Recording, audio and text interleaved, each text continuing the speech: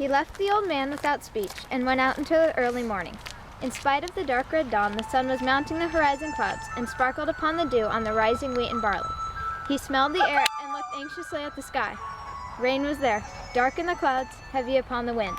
He would buy a stick of incense and place it in the little temple to the earth god. On a day like this, he would do it. He wound his way in among the fields upon the narrow path. In the near distance, the gray city wall arose. Within that gate in the wall through which he would pass stood the great house where the woman had been a slave girl since her childhood, the house of Huang. He walked into the cool darkness of the city gate. It was always wet and cool in the tunnel of the gate. Baskets of small hard green peaches stood along the walls, and the vendors cried out, "The first peach of spring, the first peaches, buy, eat, and perfect all of the poisons of the winter." He could not realize that when he walked back through the gate, there would be a woman walking behind him. He went to the market and bought 2 pounds of pork and watched the butcher as he wrapped it in a dried lotus leaf. And then, hesitating, he bought also 6 ounces of beef. When all had been bought, he went to a candle maker and bought a pair of incense sticks. Then he turned his steps with great shyness towards the house of Huang. Since it was after high noon, the gates were ajar, and the keeper of the gate idled upon the threshold, picking his teeth with a bamboo sliver after his meal. He was a tall fellow with a large mole upon his cheek. When Wang Lung appeared, he shouted roughly, thinking from the basket that he had come to sell something.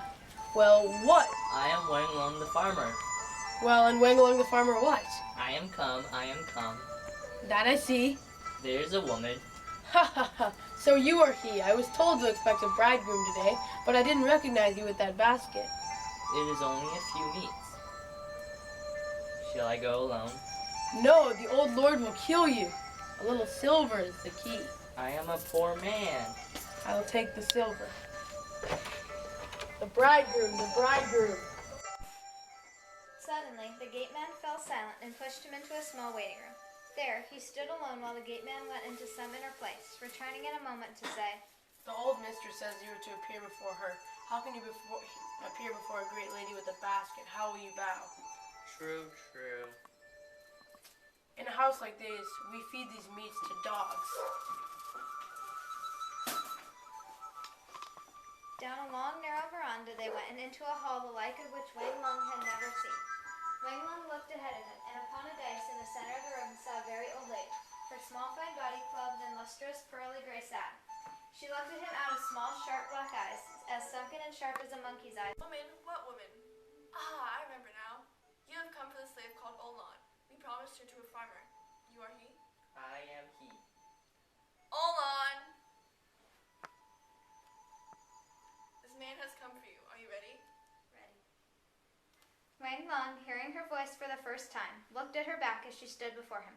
It was a good enough voice, not loud, not soft, plain, and not ill-tempered. The woman's hair was neat and smooth, and her coat clean. He saw with an instant's disappointment that her feet were not bound, but this he could not dwell upon, for the old lady was saying to the gateman, Take this box to the gate and let them be gone. Obey him and bear him silence. Bring the first one to me to see." "Yes, ancient mistress." "Well, go, will you?" Wang Lung turned and went out, the woman after him. Once or twice he looked back at her. She plodded steadily on her big feet, as though she had walked there all her life, her wide face expressionless. In the gate of the wall he stopped and took out 2 pence, and with these he bought 6 small green peaches.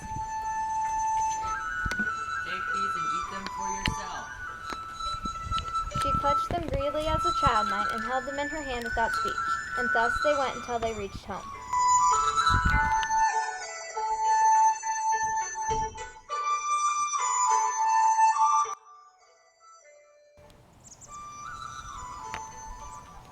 Well, If one should ask me, I would say they're feeling a pinch this year in that house. what do you mean? The mistress, she wore the same coat this year as the last. That has never happened before. They must be getting poorer, for the old mistress herself told me they wish to sell the land. Sell their land? Indeed, they must be getting poor. Land is one's flesh and blood. Why have I not thought of it? We will buy land. We will buy the land from the house of Huang. But the land! He said Huang's land as casually as he might have said Qing's land. Qing, who was his farmer neighbor. He would be more than equal to these people in this foolish, great, wasteful home. and his wife, who had been a slave in the kitchens of that proud family, she would be wife to a man who owned a piece of land that for generations had made the house of Huang great. It was as though she felt his thought, for she said, Buy the land.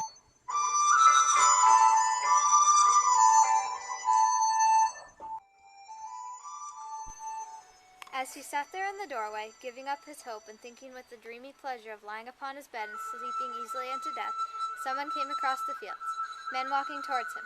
He continued to sit as they drew near, and he saw that one was his uncle, and with him were two men whom he did not know. I have not seen you in this many days. How will you have fared? Your father, my elder brother, is he well? Wang Lung looked at his uncle. The man was thin, it is true. Eaton, have you seen my house? There, not even a sparrow can get a crumb. Have eaten. I had thought of nothing but you and your father, who was my brother. Now to prove it to you, as soon as I could, I borrowed from these good men in town a little food on the promise that with the strength they gave me, I will help them buy land about our village. But they did not thought of you and your good land. At first, you, the son of my brother, they are here to buy your land and will give you money, life. Food, life. Wang Lung did not move. He did not rise, nor in any way recognize the men who had come. But he lifted his head to look at them, and he saw that they were indeed men from the town, dressed in long robes of soiled silk. They looked as though they had eaten, and blood still ran rapidly in their veins. He suddenly hated them with an immense hatred. Here were these men from the town, having eaten and drunk. Standing beside him, his children were starving and eating the very earth of the fields. Here they were, come to squeeze his land from him in his extremity. He looked up at them sullenly, his eyes deep and enormous, and his bony skull-like face. I will not sell my land. Suddenly Wang Lung, who through all this time had not wept at all, began to weep silently, the tears gathering in great knots of pain in his throat and rolling down his cheeks. What is your prize? Well, there were 3 children to be fed, the children and the old man. He and his wife could dig themselves graves in the land and lie down in them and sleep. Well, but there were those.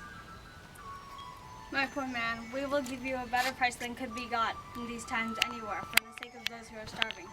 We will give you a string of 100 pence for an acre. What? I pay 20 times that for my land. But when you buy it from men who are starving... Wang Lung looked at the 3 of them. They were sure of him, these men. What will a man give for his starving children and his old father? The weakness of surrender in him melted into an anger such as he had never known in his life before. He sprang up and at the man as a dog springs at an enemy. I shall never sell my land. Bit by bit, I'll dig up the earth and feed them to my children, and when they die, I'll bury them in the earth.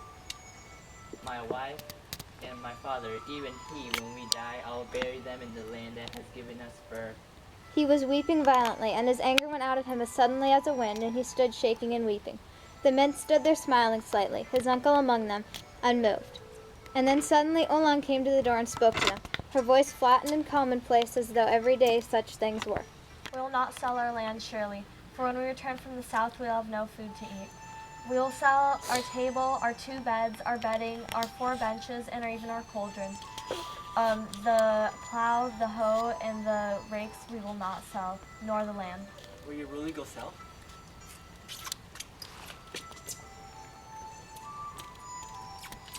They are poor things and fit only for fuel. 2 silver bits for the lot. Take it or leave it. That is less than the cost of 1 bed, but if you have the silver, give it to me quickly and take the things. The man fumbled and dropped. Between them they took out the table and the benches and the bed. When all was finished and the house was wholly empty except for the 2 rakes and the 2 hoes and the plow in one corner of the middle room, Oolong said to her husband, Let us go.